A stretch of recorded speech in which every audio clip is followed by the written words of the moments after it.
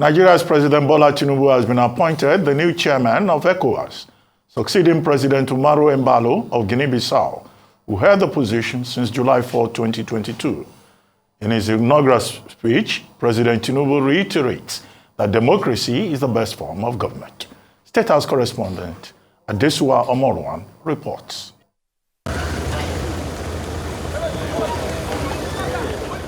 Nigeria's President Bola Tinubu and other regional leaders arrived for the 63rd Ordinary Session of the Authority of ECOWAS Heads of State and Government. With violence on the rise across the region, security tops the agenda. The region's politics are also being reviewed, with the status of transition in Mali, Burkina Faso, and Guinea after military coups overthrew the civilian government in the three countries. But first, acknowledgement of significant events that have unfolded since the last ordinary meeting in December 2022 and the extraordinary sessions held during the African Union Summit in February, including the general elections in Nigeria. I would like, therefore, to welcome President Tinubu to his first meeting of the ECOWAS Authority. On behalf of the community institutions, I would like to extend our felicitation and best wishes in piloting the affairs of Africa's biggest economy and the largest country, the Federal Republic of Nigeria. Warmly congratulate our brothers President Ahmed Bola Tinubu of Nigeria and Julius Maada Bio of Sierra Leone on the election and their election respectively to the supreme magistracy of their country and wish them great success and considering the fact of these two great brothers people.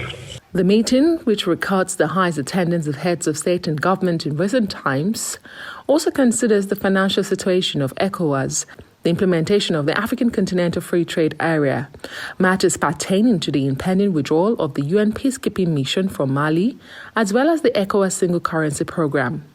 Among the decisions taken at the session is the election of Bola Tinubu, President of Nigeria, as the chairman of the Authority of ECOWAS Heads of State and Government. President Tinubu, in his remark, emphasizes the need for the region to take democracy as a form of government seriously. We will not allow coup after coup in West Africa's region. We will take this up seriously with African Union. Take it up. It's a challenge. Yes, democracy is very tough to manage, but it's the best form of government. And we also ascribe to it. Tinubu also highlights the importance of private sector-led economic growth and the promotion of trade, investment, and business cooperation among member states. We work collectively to pursue inclusive economic integration of West Africa sub-region. We should serve a warning to exploiters that our people have suffered enough. We should make a pledge here that in furtherance of our region's economic recovery and growth, we will commit to democracy and promote democracy and rule of law. I am with you. In Nigeria, we are back. President Tinubu's new role as ECOWAS chairman has been hailed by his counterparts. His one-year tenure comes at a time when the organization faces various challenges and opportunities, including addressing security issues, fostering economic integration, and promoting regional cooperation. Adesua Omorwan, Arise News. Joining us now on the morning show to discuss the emergence of Nigeria's president as the new ECOWAS chairman is Professor Efem Ubi, Acting Director of Research, Nigeria Institute of International Affairs, NIA. Good morning, Professor Ubi. Thank you very much for joining us. Good morning, Dr. Abati. Great Malabites. Malabites! Yeah, great, reasonable action. You guys are everywhere. Anyway, very good to know that you're also a Malabite. But quickly, President Tinubu's emergence as ECOWAS chairman. We've discussed that this morning, but you are the expert. What's the significance, and what do you think of his acceptance speech as he assumed office as the chairman of the ECOWAS authority? Thank you very much, Dr. Abati. My thinking is that it's good news for the administration as well as good news for Nigeria. You know, if you had listened to, or if some of us have actually had access to his inaugural speech and his campaign speeches, the speech at the 63rd ordinary session of the authority of the head of state is no different. He listed his focus, his foreign policy focus for his administration. You know, if you look at it, you know, what he said, his foreign policy will still remain Afrocentric. That means it will be African-centered to a large extent, to a very large extent, let me use that word. Now, he is also interested and will continue with multilateralism, which has always been the focus of Nigerian government in the last few years, or since the advent of democracy in 1999. Now, another thing he looked at, he talked about, is collective prosperity, which has to do with economic diplomacy. Now, he was, in his inaugural speech, and with what he has said here, the inaugural speech said that he's going to focus on regional and continental quest for collective prosperity. Here he talked about economic integration. He talked about trade, you know. So I think for me, I wouldn't say it's an ordinary job for him. It is not. It's a tall order. It's something that, you know, he really needs to be prepared to carry on, you know, taking into consideration the problems of Africa, and especially West Africa. And he said it too in his inaugural speech, and he has repeated it, that he will fight for the sustenance and the consolidation of democracy in Africa. Okay. So I think great. With him in power. Okay. Sorry. Okay. I mean, great to see you, Prof. Only to think you're a fellow Malabite, just like Dr. Abati. Malabites are everywhere. You know, we feel somehow that we didn't go to the Republic of Malabo, like you guys. But moving on, moving on. Part of this conflict we have on this West African part of the world is that issue, one that has happened in Mali. Tuareg rebel debacle, France just seizing Operation Barkhane. Also, what is happening in Guinea with Tombabaye. You know, those are some of the things President Tinubu will have to face head on. I mean, what would your advice be as regards those issues? Well, my advice would be that he takes it easy, one at a time. Too many problems, convoluted, you know. The problems of Africa, it's perennial. And you see, it is not just a one-man show. No one president can handle Africa's case, you know. And so, like he said, he needs concerted effort. He needs partners, you know, not just from within ECOWAS, not just from within Africa, but across the globe. You know, we need our development partners to be part of the solution to Africa's problem. But much more importantly, I think I will also ascribe to the fact that we also need Africa's solution to Africa's challenges. You know, and so for me, we should begin with, you know, looking at what the problems are, or the president should begin at looking at what the problems are, you know, in many of these African countries, and now set up, you know, conciliation eminent persons, a group of eminent persons, or international public persons who will begin to talk to some of these leaders and actually look at issues of economic growth across Africa. Now, let's look at the fact, the problems in, as at 2021 or so, 2021, 2022, we had a roundtable on the reversal of military coups, and we found out that, one of my research, I found out that all these countries that you see coups, military coups, their GDP growth rate is very minimal, it's very small. Some were at 0%, some were at -% and all that. Now, the only country that was actually doing well and had a military coup, but although it was truncated, was Guinea. It was growing at 7%. But then the question would be, if it is growing at 7% GDP rate, why the coup? Now, it goes to show a long way that even the quantitative growth did not transcribe or did not precipitate into qualitative growth. That means the growth was just in statistics terms and never showed any precipitation in terms of human development. And so I think most times, military coups or military purges are a reaction to the perennial problems or within the host country.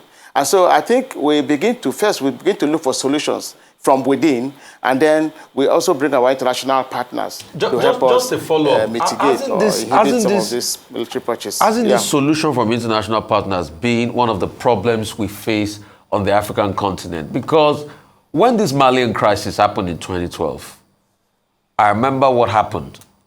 President Francois Hollande, then of France, sent in his Rafale fighters made by Dossou, which is the fighter jets, in about 6 weeks or 3 to 4 weeks thereabout then, my memory serves me, they cleared out the Tuareg rebels in air raids. And I remember Francois Hollande then visited Mali then as a sign of authority that France has arrived, and they set up Operation Bacante Mop-Up. But that didn't work. Many years after, the reason for the problem in Mali was because the incumbent government could not fight the rebels, which is always the problem, which is a non-state actor. So this foreign problem, they can bring in their big fighter jets and clear out for the Brits and set up actions, but it does not solve the problem. So when are we going to look inwards? But if you listen to the president's speech, his acceptance speech, he talked about the fact that they are going to discuss with the international partners. He even talked about the fact that enough is enough, that the people, Africans, are actually really suffering. But like I said, you see, part of the problem, the huge part of the problem is from within. If you use the Mali case, now, if you notice, when the Tuaregs were asking for self-determination and the whole thing became unbearable, as at that time, even Niger was even telling the Malian government not to kill their people, because if you look at the case in Mali, it's a complex mix of interests. And you find out that it's also part of the problem of irredentism, which has to do with the balkanization of Africa at the Berlin Conference in 1884, 1885, where ethnic groups were dissected across the continent, and you find out that you find some particular ethnic group in 2 or 3 countries. I think, you see, I would like to say the problem of Africa is a complex mix of interests, and solutions will actually begin from us.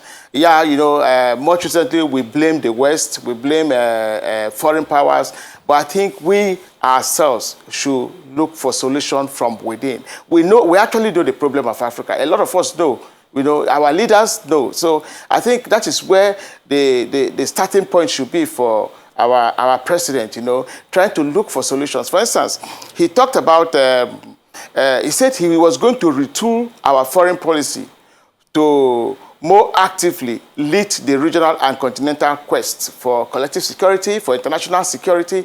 He used the word retool. That means there is something that is not right with the existing or the extant foreign policy that needs to be put in place, And so I think I totally agree with you that the problem of Africa is a complex mix of interests, and the influx of powers into Africa too are not helping the problem. If you go to the Sahel, that's another problem, you know. And meanwhile, the Gulf of Guinea, the criminality, the piracy and all that, you know, is feeding into the hinterland, into the Sahel, drug trafficking and everything. So it's a very huge problem for Africa that we need to sit down as an entity, as a unit, you know, to solve, to look for solutions for. Okay, you've made a point about President Tinubu, again, for the second time, emphasizing the afrocentric orientation of Nigeria's foreign policy process. Well, isn't it about time we review that? We've been talking about Africa is the center of Nigeria's foreign policy process since Tafawa Balewa in 1960. Murtala and General Obasanjo, as he then was, elevated it into, you know, serious matter with the assistance we were given with the decolonization process. But have we gained much from our Afrocentric approach to foreign policy with what people do to us in South Africa, with xenophobia, with how they harass our traders in Ghana, with the disregard that many of these, you know, member states, even of ECOWAS, treat Nigerians. Nigeria introduced an economic policy. People were protesting in Togo and Cameroon. What is their business with the removal of fuel subsidy in Nigeria? So all of these issues, don't you think we need to take a second look at this, our Afrocentric approach to foreign policy, even when we insist on leadership of Nigeria? Yeah, Dr. Bati, I quite agree with you. You know, for our information, in the next couple of days, we'll be having a foreign policy roundtable. It is titled Charting the Way Forward for Nigeria's Foreign Policy under the administration of President Bola Ahmed Tinubu. Now, you see, part of the discourse will be to look at if we need to review our foreign policy orientation. But, you know, that has always been, you know, there has been this review, talk about review, and different administrations over the years have come up with different foreign policy trusts. For instance, you know, in 1999, when the government, the democracy was ushered into Nigeria, the then president, you know, undertook what most of us called shuttle diplomacy, but all in all, it was a foreign policy of reconstruction, a foreign policy of rebirth of Nigeria, telling the world that Nigeria has come of age and we are ready to do business with the world. Now, if you move away from there, the next foreign policy trust, that was that of President Musa Yar'Adua, was that of diplomacy of consequence, or what we call citizens diplomacy. Again, you know, the whole idea was that our foreign policy, whether it is within our region, or with our immediate neighbors, or with the continent at large and the globe at large, it is to bring benefit for the people. But that's actually the whole essence of foreign policy. You know, so it is having access to what you don't have, or what you don't have enough, for the benefit of the domestic economy or the domestic politics. Now, Jonathan's administration also came up with what is called foreign policy of attraction of foreign investment. Now, the last administration, I titled the foreign policy trust of that administration as the tripartite foreign policy, which has to do with economic development or economic diplomacy, international, fight against insecurity, and as well as fight against corruption. Now, our new president, President Bola Ahmed Tinubu, has also come up with his own foreign policy trust. And all these foreign policy trust is, now, I think, you know, we talk about the concentric circle, but now it is the inside, the inner circle that determines the outside circle. So what is it that we want from our international relations with other countries? You know, that actually will tell us if we need economic growth, we need to attract foreign investment. And so whatever our relations will be now is for the benefit of the people. And so the Afrocentric foreign policy, for me, you know, it's just, as if you look at the Chapter 2, Section 19 of the Constitution as amended, the objective, directive principles and directive principles of policy, you find out that the African still remain part of our own foreign policy. For me, you don't have to go outside where you can't start from the inside. But the whole idea is to benefit Nigeria. And so we're also talking about the review. And, like I said, I mentioned the president's speech. He said he's going to retool.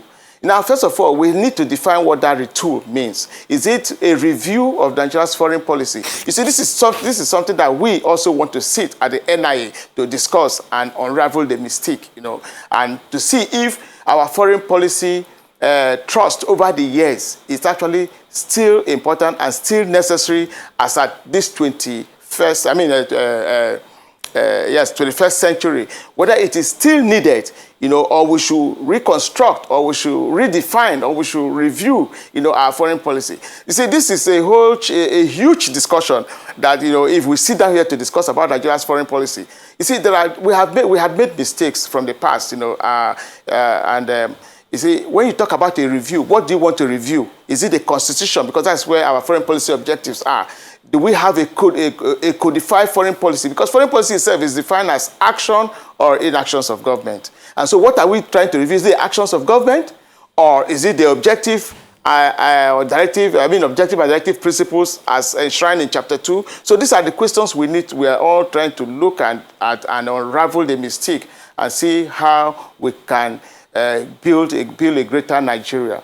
We are the largest democracy. And now he talked about fighting for democracy across Africa. But the question too, I'm sure people will ask, is what kind of democracy? Is it liberal democracy? I just did an article some few years ago, and I said, is liberal democracy failing in Africa, or Africa failing under liberal democracy? And I look at indicators or indices that are actually making liberal democracy fail in Africa. And these are some of the things we need to correct.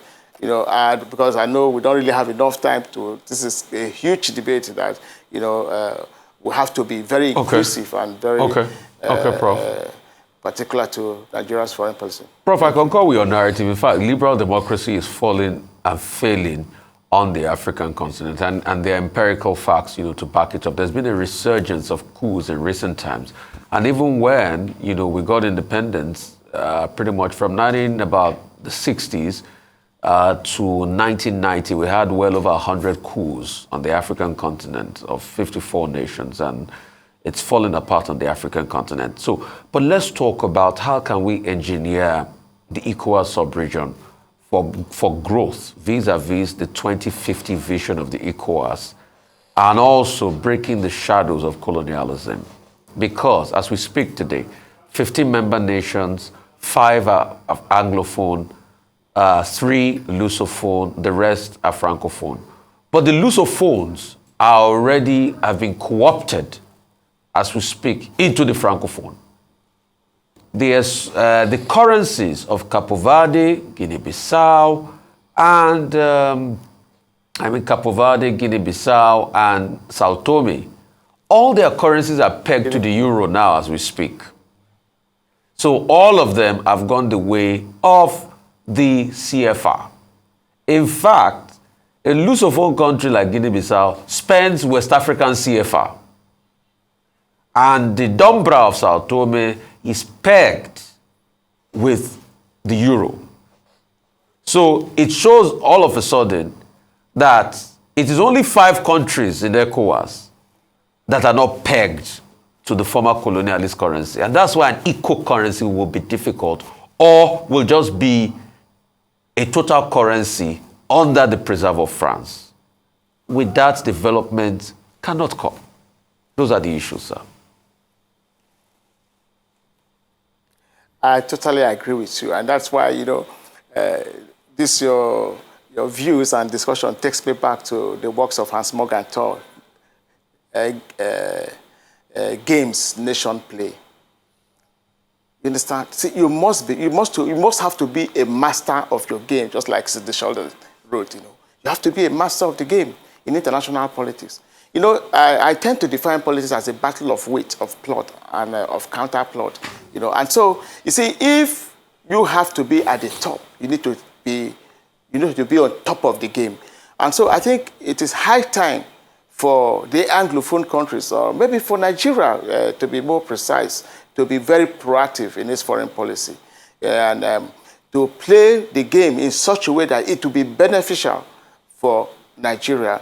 The most populous democracy, the largest democracy in Africa, the most populous country in Africa, the biggest market in Africa, the biggest market in ECOWAS. You know, I remember in one of the interviews I had with Arise TV, I stated categorically in terms of the percentage of market in Africa. We are 1/4 of Africa's market. It's very huge. We are 3/4 of ECOWAS markets, exceedingly very huge, you know. And so every economy, especially within West Africa, revolves around Nigeria.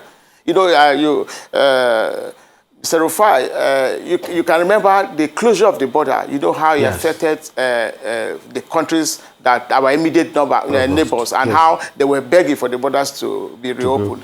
I think for me, we need a proactive foreign policy, actions or inactions.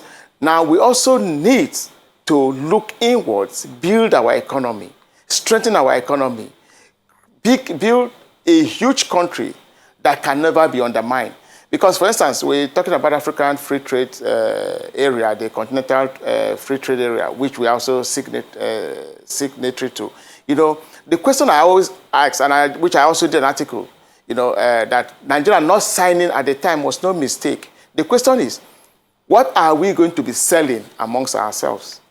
Is it raw materials? Is it finished goods? If it's finished goods, how many African countries are industrialized? Where are these goods coming from? You see, we are always at the receiving end, because you find out that these countries you have mentioned, the Lusophone, the Anglophone, and all that, they depend on their colonial, in quote, because it's not the right word to use, the colonial masters, you know. And so most of the goods coming into Africa come from there, and they're all filtering into Nigeria. So I think we really need to up our game and be a master of the game.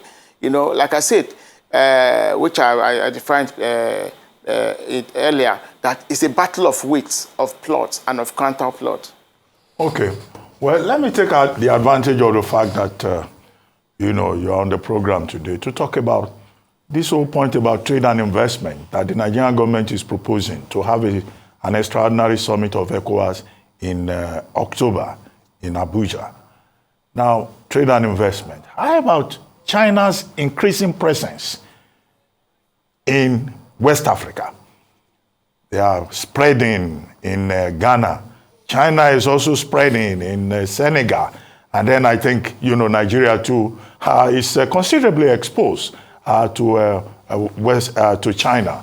Now, do you think this is an advantage, or there are booby traps that these West African countries must watch out for, and whether that should be an issue when they discuss trade and investment?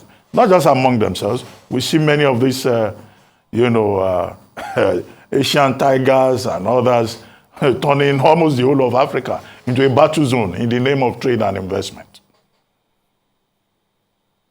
And I know you studied in China, and you've written a lot on China. I don't want that you're asking me the question, but I will be very objective as I can. Yeah. The problem with us is not about whether it's going to have a negative impact on us, or it's going to be advantageous to us, but it is left, you know, the negativity or the positivity of this relationship, you know, in terms of trade with these powers. I mean, when I mean powers, I mean the superpowers or the emerging economies. It is how well you negotiate with them, you know. And so for me, I don't see anything negative about relationship with these emerging powers, with the superpowers, if you are able to negotiate for your own benefit.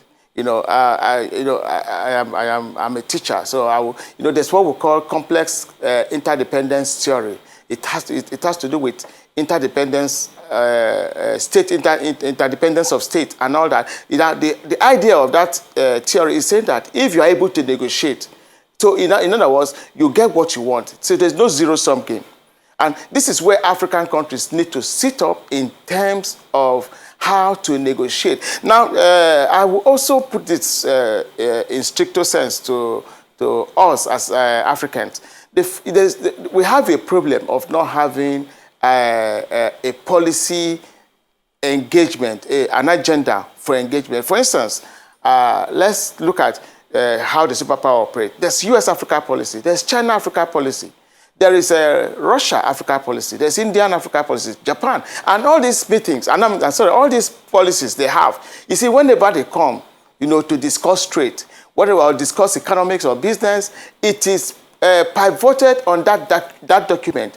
But the question is, how many African governments have a policy agenda or strategic agenda with the United States, with China, with Japan? In the next couple of weeks, there's going to be the Russia-Africa meeting. And you see, this whole thing, I'm one person who does not really feel happy about it, where one country will host 54 countries, and all of them will be marching to shake that one president, and then now discuss, So I think we need to, you see, like my argument has been, you see, for these powers that are coming in, you see, we are tired of portfolio investment. Come and build a factory. Why will you come and get raw materials here and you then take it to your country and you produce and you come back to sell to us? What is wrong if you outsource part of the companies, your company to Nigeria, or if you offshore these companies to Nigeria? I think, for me, it is not these powers, but the African condition, the African environment. We need to sit up. We need to know what we want. You say, man, know thyself. That's what I was taught in philosophy. So you must know what you want and fight for it and go for it. You see, I don't want us to,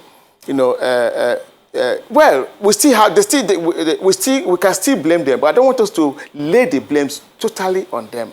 But I think part of the problem, a larger part of the problem, is us. For instance, we talk about labor laws. They come here, they bring their labor. They bring 70% of labor. They are supposed to actually bring 30%, and the law is not tight on them. The law is not holding them. So we need to begin to sit up and implement whatever laws we have put in place, whatever agreement that we have. For instance, the FOCAC agreement, Forum on China-Africa Cooperation, there are a lot of agreements that have been signed, the plan of action and all that. And part of it is that they will transfer technology. But is that the case? No.